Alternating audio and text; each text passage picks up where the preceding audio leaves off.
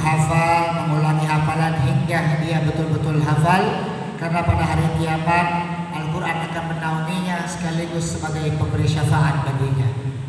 ويقول الحبيب المصطفى صلى الله عليه وسلم Rasul SAW bersabda, اقرأوا القرآن فإنه يأتي يوم القيامة شفيعا لأصحابه. bacalah Al-Quran, karena Al-Quran akan menjadi penolong penyelamat bagi orang yang membacanya.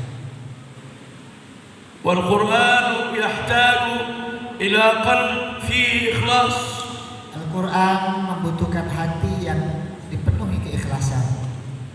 وربنا قال في سورة الزمر Allah berfirman dalam surat Az-Zumar, ألا لله الدين الخالص.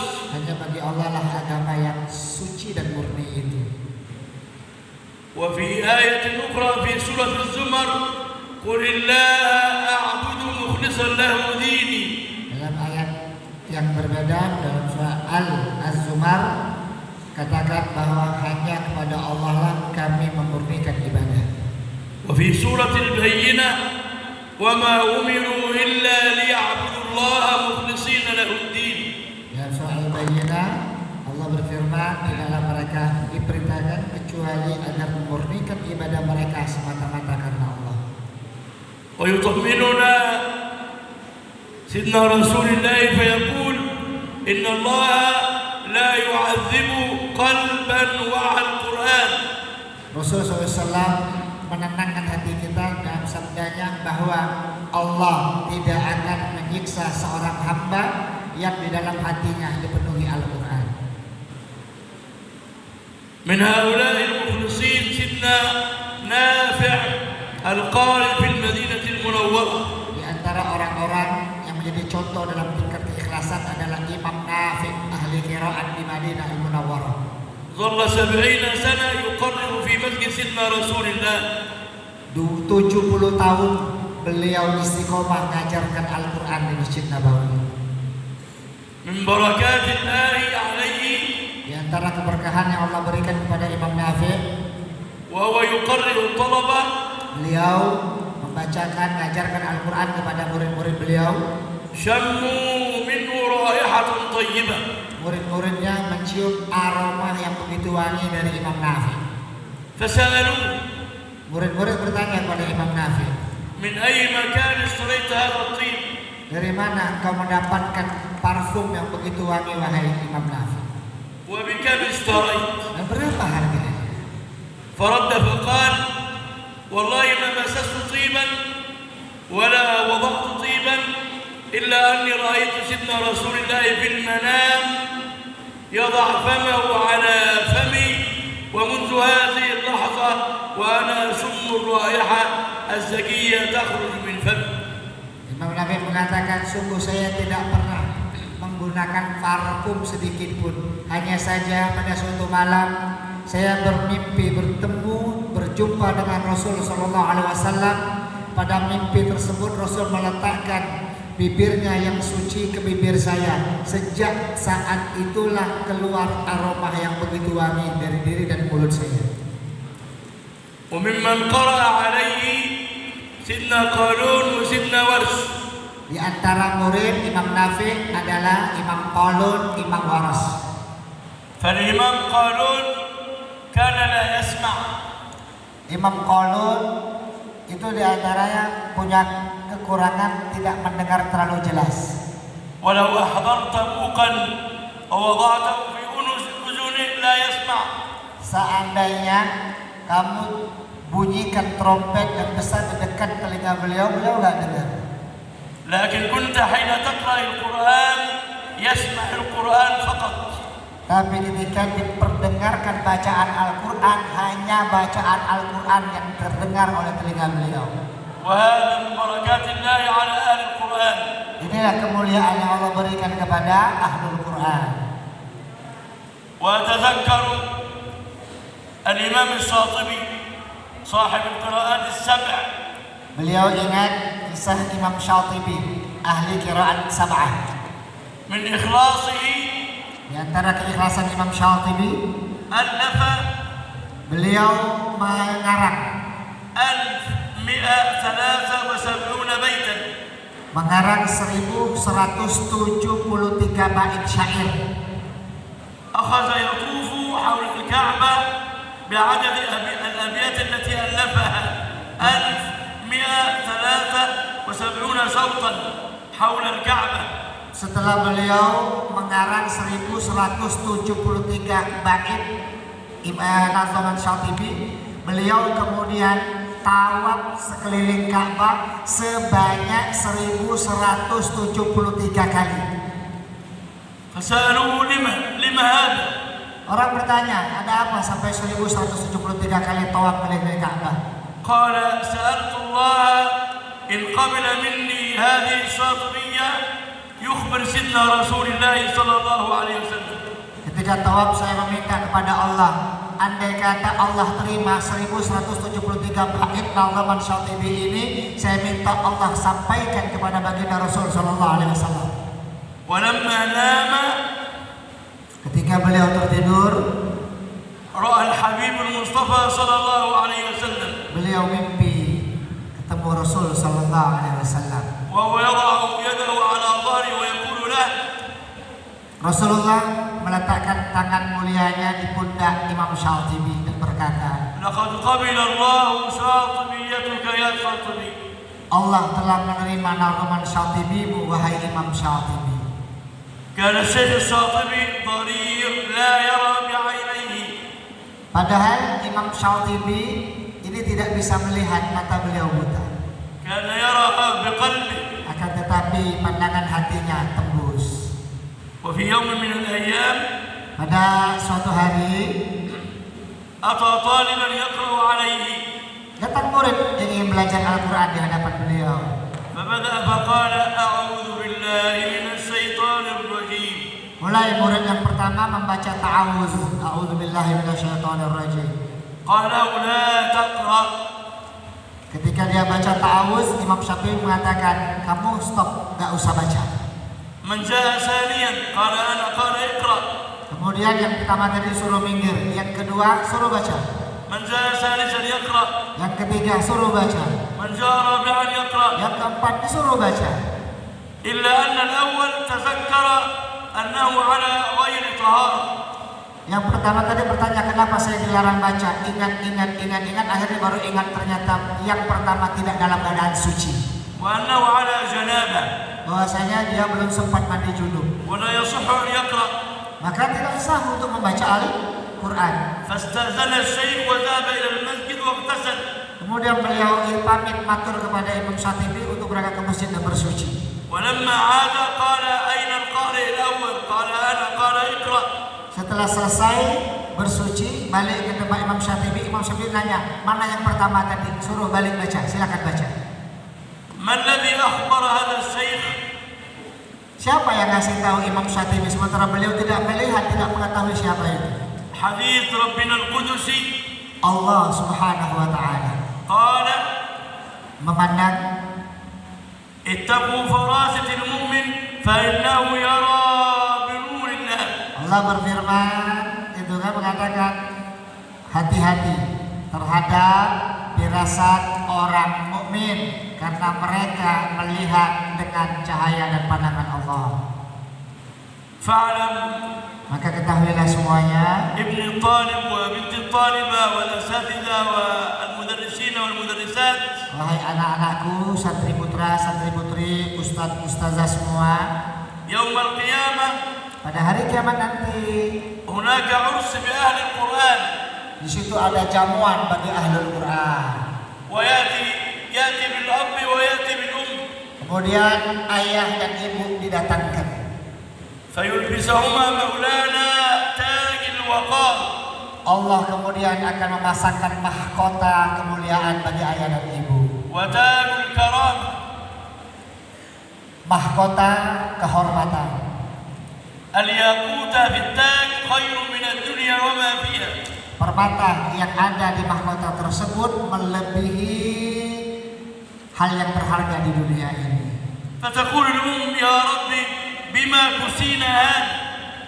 Ibu bertanya, ya Allah, apa yang membuat saya mendapatkan kemuliaan ini? ويقول الأب كذلك. Ayah pun bertanya hal yang serupa. فيبلغهم مولانا Allah kemudian menyampaikan, هذا بسبب ini semua berkat أخذكما kalian mengantarkan anak kalian, للولد والبنت إلى مكاتب التحفيظ والقرآن. kalian membawa dan mengantarkan anak-anak kalian untuk menghafal Al-Quran. ويوم القيامة Kelak pada hari kiamat يقال لصاحب القرآن akan dikatakan kepada orang-orang yang senang membaca dan menghafal Al-Quran, اقرأ وارتقي ورتل baca, naiklah dan tartillah كما كنت ترتل في الدنيا sebagaimana engkau membaca Al-Quran di dunia. فإن منزلتك عند آخر آية كنت تقرأها. Sebab derajatmu nanti di surga adalah di mana ayat terakhir yang engkau hafal. وعدد درجات الجنة بدرجات آية القرآن. Tingkatan surga itu sebanyak jumlah ayat Al-Quran. فاستعدوا لهذا اللقاء. Maka persiapkan diri kita untuk menjumpai ini بالجهد والمراجعة والتثبيت. dengan bersungguh-sungguh mengulang dan memantapkan hafalan. وليس عهد النوم كما قال الأستاذ. Bukan dengan banyak tidur. النوم لا يطيل عمرا. Tidur tidak akan memperpanjang usia. قال لي شيخي زمان يا ولد إن النوم لا يطيل عمرك. Syekh beliau, guru beliau nama Syekh Jamal mengatakan, wahai anakku, tidur tidak akan menambah usia. وكان شيخي أبو حوسة يقول لي إن الله يحب المصحصحين. Allah itu menyukai orang-orang yang suka melek. إن الله يحبهم. Allah sangat menyukai orang yang tidak tidur. ولا يحب النائمين. Dan Allah tidak suka orang yang tukang tidur.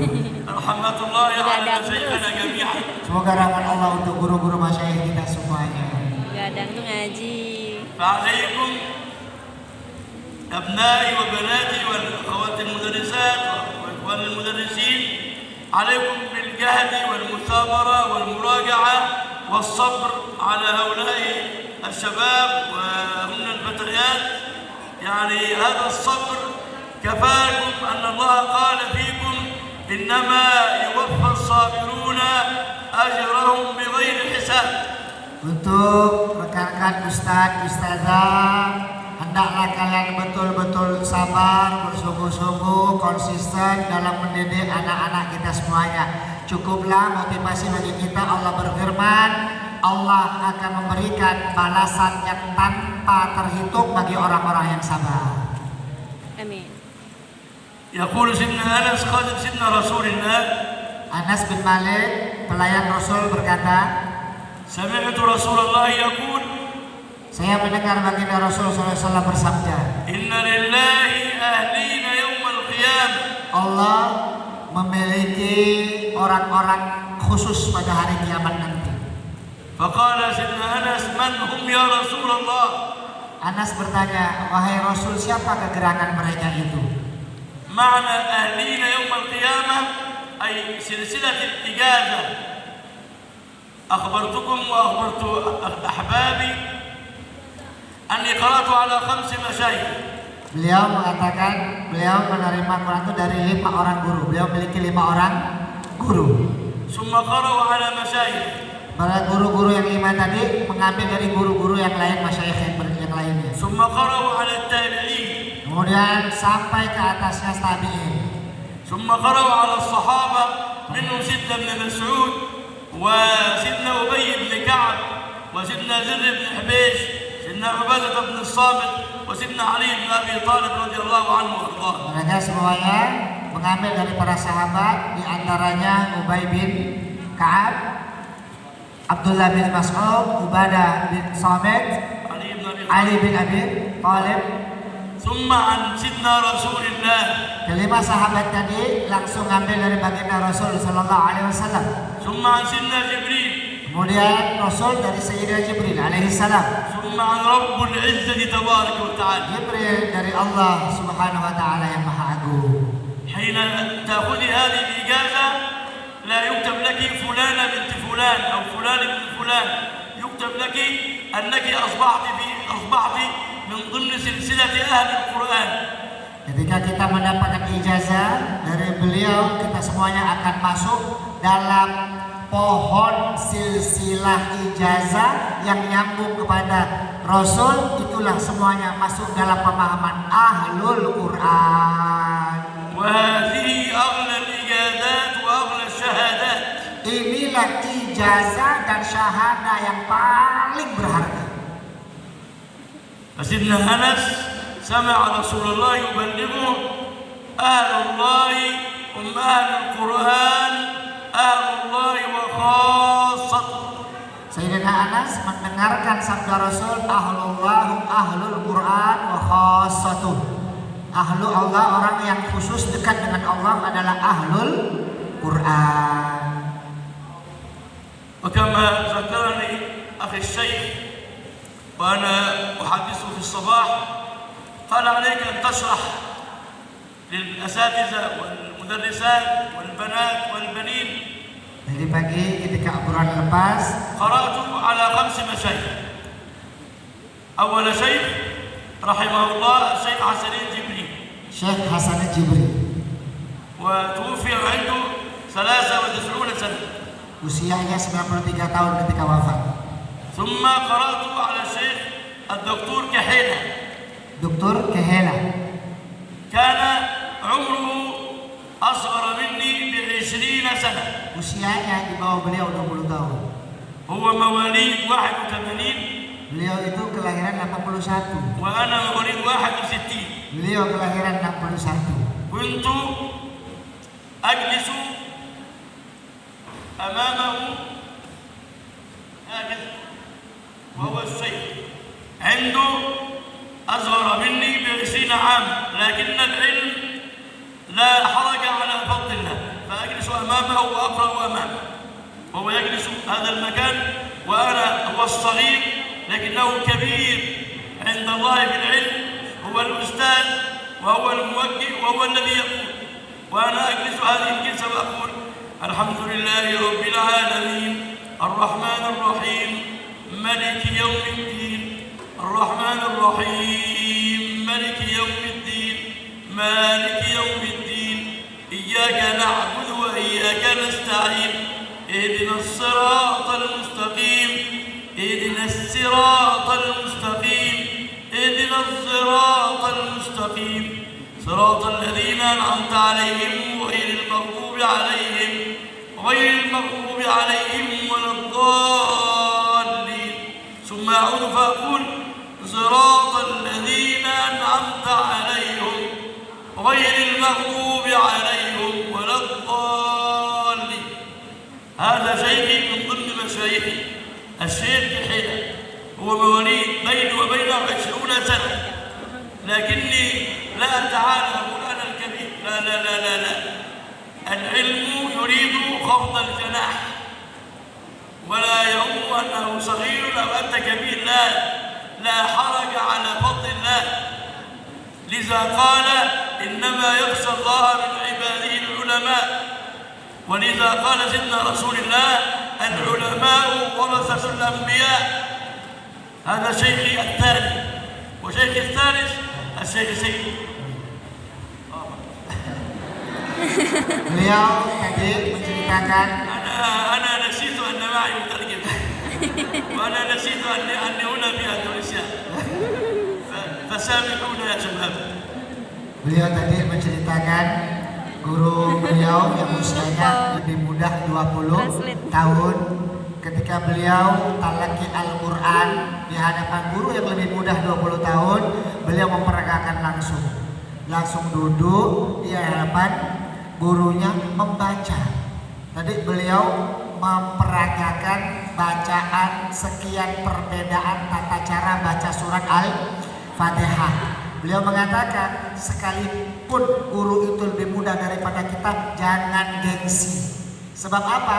Yang dimiliki oleh guru tadi adalah ilmu. Jangan gengsi di hadapan ilmu, di hadapan orang yang lebih muda daripada kita semua. Jangan sombong sikap, saya lebih hebat, tapi duduk di hadapan. Terkadang guru yang lebih mudah kita jumpai. Beliau akan lanjutkan yang ketiga. هذه أساسيات مهمة أن يجلس الطالب أمام أستاذه فهناك آداب للمعلم وآداب للمتعلم. Ini ada hal yang pokok untuk diperhatikan kita semuanya ketika murid duduk di hadapan guru. Ada adab yang harus diperhatikan seorang murid, ada juga yang harus diperhatikan oleh seorang guru. الأول سيد الشيخ حسن الجبريل، ثم الثاني سيد الشيخ حيلة، ثم الثالث سيد الشيخ سيد فتحي الغريب. Sayyid Fatri Al-Gharib, البصير بقلبه. yang beliau pandangan hatinya tajam. وأشهد الله في هذا اليوم أن هذا الشيخ الحبيب يعني كان لا يفوت لي لفظة، فهو كان من الحافظين المتقنين. Beliau ini, guru beliau yang barusan ini adalah orang yang hafal Quran, yang hafalannya luar biasa, sehingga sedikit kesalahan yang akan luput dari perhatiannya. كان بصيرا بقلبه. Karena beliau pandangan hatinya tajam. وأنا أقرأ غيبا من حفظي نسيت آية ففتحت المصحف فهو سمع الهمهمة وأنا أفتح فإذا بيقول أنت تعمل إيه؟ اضطربت وخفت فقلت يا سيدي أنا جالس أعمل إيه؟ أنا أراجع لك، لا تفتح مصحفا، لو فتحت مصحفا لا تحفظ ولا تقرأ ولا تأتي. وغضب غضبا شديدا. Pada suatu ketika beliau sedang menyetorkan hafalan, beliau dilupakan oleh Allah satu ayat. Akhirnya secara diam-diam mereka coba ngintip ke mushaf. Seketika saya beliau, kamu ngapain? Nggak dikit berkilat. Kalau bakal buka, lebih baik nggak usah datang, nggak usah hafal, nggak bakalan hafal. وكان هو أيضا أصغر مني. Padahal usianya ب15 عام. usia guru yang ketiga ini lebih muda 15 tahun.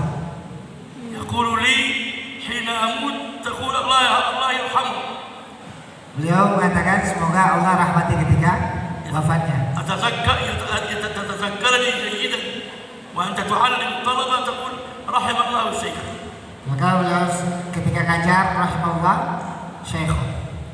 ثم الشيخ الرابع الشيخ محمد، هذا الشيخ الكريم عضو في لجنة مصحف الشريف بالأزهر الشريف. Ini guru yang keempat, Syekh Muhammad di Al-Azhar.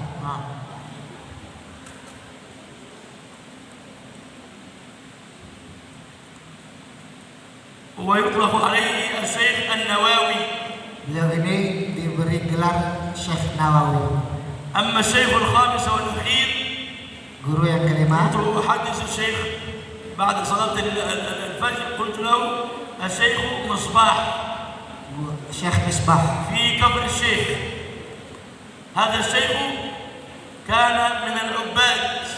Ini ahli ibadah, guru yang kelima ini. ولا بد لأهل القرآن بالذات Maka bagi setiap ahli Quran, ألا يناموا مع النائمين.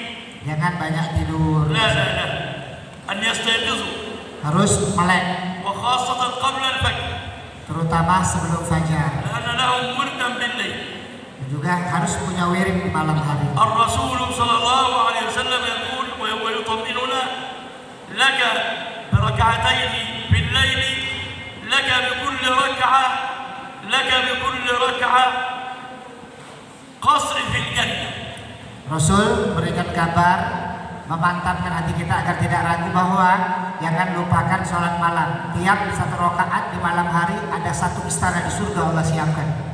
القصر طوبى ذهب وطوبى فضة وطوبى زبرجد. Istana ini batu-batuannya berupa apa? Batu-batu intan, permata dan sabarjud. والصانع والباني أحكم الحاكمين. Yang membangunkan Allah Subhanahu wa taala langsung. آية 88 سورة النمل صنع الله الذي أتقن كل شيء إنه خبير بما تفعلون. Seperti disebutkan dalam surat An-Naml, Allah lah yang menciptakan sesuatu dan menyempurnakan semua ciptaannya tadi. هذا عن الركعة سبحان ربي العظيم. أما عن السجدة Ini baru masalah rukuknya saja sudah diberikan istana. Bagaimana dengan sujud?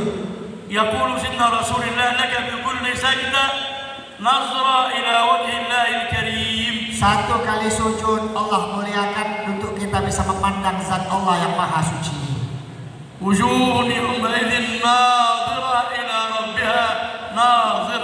Dalam surat Al-Quran, wujuh yawma idzin nadhirah ila rabbiha nadhirah, wajah yang berseri memandang kepada Allah Subhanahu wa taala.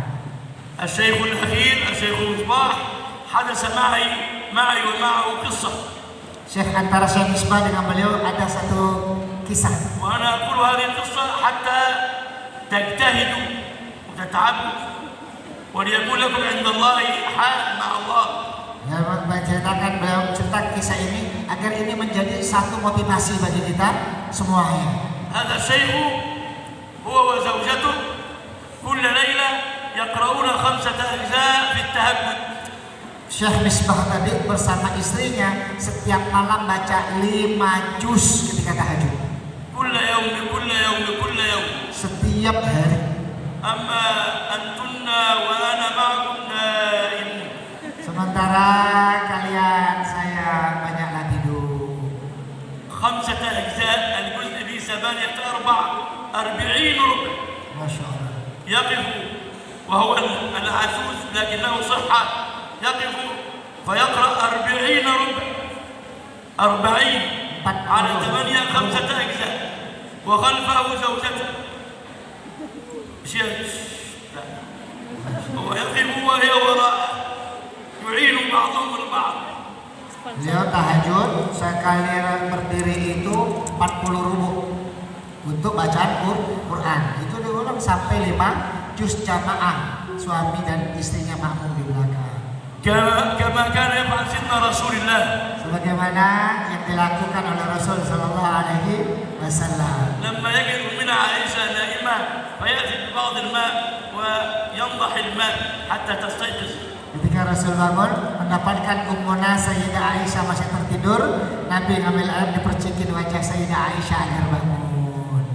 لو أني مع زوجتي وفعلت معها لضربتني.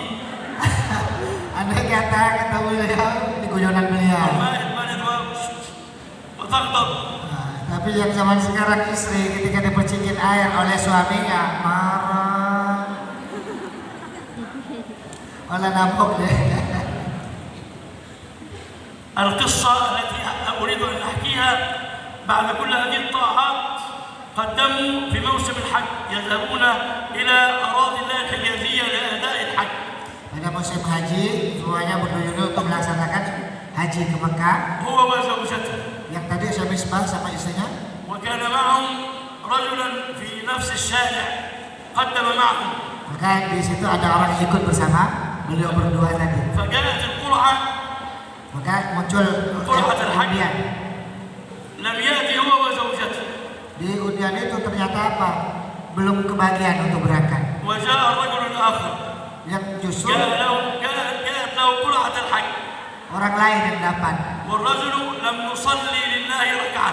Orang yang tadi itu dapat undian haji itu belum pernah sholat sama sekali. ولم يحفظ آية.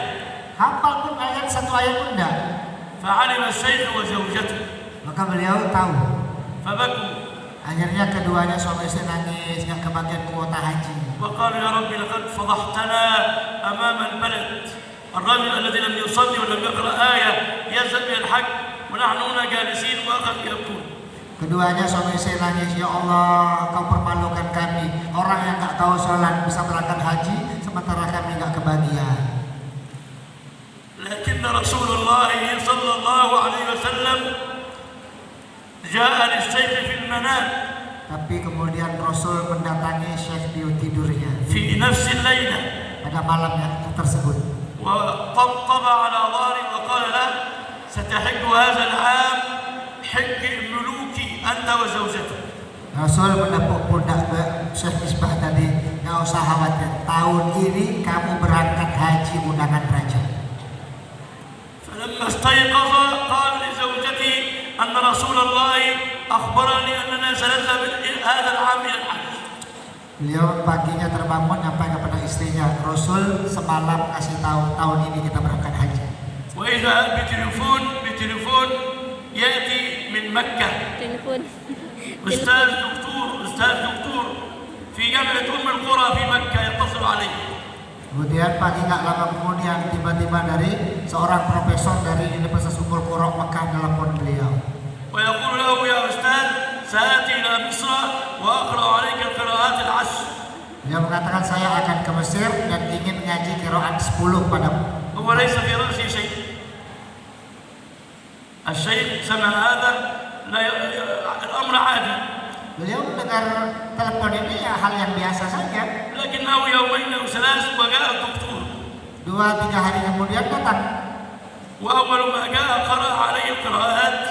Pertama datang beliau membaca beberapa qiraat. وبعد أن انتهى من القراءة Setelah selesai qiraat, قال أريد جواز السفر لك ولزوجتك يا شيخ. profesor tadi bilang saya minta paspor Syekh sama istri Syekh. قال ولما؟ Untuk apa? قال أذهب إلى السفارة السعودية آتي لك بالتأشيرة. Saya akan bawa ke kedutaan Saudi Arabia untuk ngasih visa. وذهب إلى أداء الحج. Akhirnya keduanya bisa. وهناك وجد سيارة كبيرة. Dia mendapatkan قال له الأستاذ يا شيخي أنت والزوجة في هذه السيارة تأكل وتشرب وتنام فهذه حجة ملوكي أخبرك بها سيدنا رسول الله صلى الله عليه وسلم. Disiapkan busnya, beliau menyampaikan kepada Syekh Misbah sama istrinya. Syekh sama istri masuklah ini busnya, kalian silakan istirahat di sini. Ini adalah undangan raja karena Rasul yang menyampaikan langsung. أنا لا أحكي هذه القصة على سبيل المزاح لكن أقص عليكم هذه القصة حتى تجتهدوا وتعلموا أن أهل القرآن هم أهل الله وخاصة. Beliau menyampaikan kisah ini dengan sedikit humor, tapi tujuan utamanya agar kita termotivasi mempelajari Al-Quran agar masuk dalam golongan ahlullah wa khassatuh. يعني شكر الله لكم حسن استماعكم والسلام عليكم ورحمة الله وبركاته. Terima kasih atas perhatian semuanya dan akhiri dengan salam. Assalamualaikum warahmatullahi wabarakatuh. Alhamdulillah, Masya Allah, kita mendengarkan nasihat yang luar biasa. Mudah-mudahan nasihat ini bisa dipraktekkan oleh ustadz-ustadzah dan santri-santri mulai malam hari ini. Bangun malam sebanyak 5 juz Al-Quran. Amin. Ya, seperti yang dilakukan oleh Syekh Misbah beserta istrinya supaya bisa mendapatkan fadilah sebagaimana yang dia dapatkan. Kalau tidak bisa 5 juz, mungkin 4 juz. Tidak bisa 4 juz, 3 juz. Tidak bisa 3 juz, 2 juz. Tidak bisa 3 juz, 2 juz, 1 juz tidak jadi masalah. Atau setengah juz, atau tidak usah niat. Nah, ya boleh ya. Ayo bismillah ya. Alhamdulillah, nanti semua praktekkan ini, diamalkan. Yang penting bangun malam. Seorang guru kalau pengen berhasil ngajarnya, jangan tinggal bangun malam. Seorang santri kalau kepengen berhasil dalam menuntut ilmu, jangan tinggal bangun malam. Sebagaimana nasihat Imam Syafi'i kepada muridnya yang bernama Rabi', bahwasanya ilmu milik Allah, mintalah kepada Allah Subhanahu wa taala. Syukran ya Syekh, jazakumullah khairan jazak ala nasihat azimah, nasihat masyaallah karimah, hada nafi'ah lana wa insyaallah nahnu istafadna minkum katsiran wa barakallahu fikum wa jazakumullahu khairan jazak. Ini saja adik-adik yang dapat disampaikan, dan ba'da hada qabla an yarhal, sebelum beliau meninggalkan tempat ini, natlubu minhu ijazah suratul Fatihah. Kita akan minta ijazah surah Al-Fatihah. Ikuti beliau apa yang beliau baca. Mudah-mudahan berkah ijazah yang nanti akan disampaikan oleh beliau, semuanya baca Al-Fatihahnya tersambung kepada baginda Nabi Muhammad sallallahu alaihi wasallam. Faliyatafadhal ya